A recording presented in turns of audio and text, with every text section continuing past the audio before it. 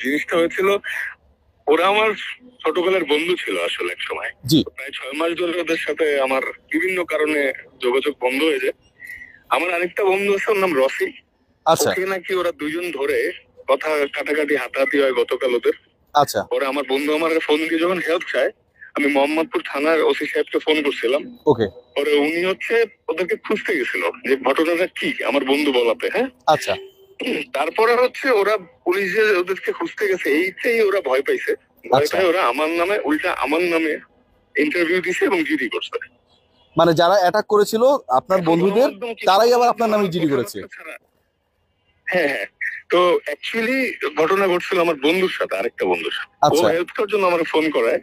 তখন আমি ওসি সাহেবকে ফোন করি। আপনার ছেলে মোহাম্মদপুর থানার ওসি সাহেবকেও ফোন করতে পারেন, ওনাকে আমি ফোন করেছিলাম। পরে উনি গেছিল ওদেরকে খুঁজতে। না না, আমার সাথে তাসকিন মোহাম্মদপুর থানার ওসিরও কথা হয়েছে। আপনার এই রেকর্ডিংটার পরে ওটা আমি ব্যাক টু ব্যাক প্লে করব দর্শক।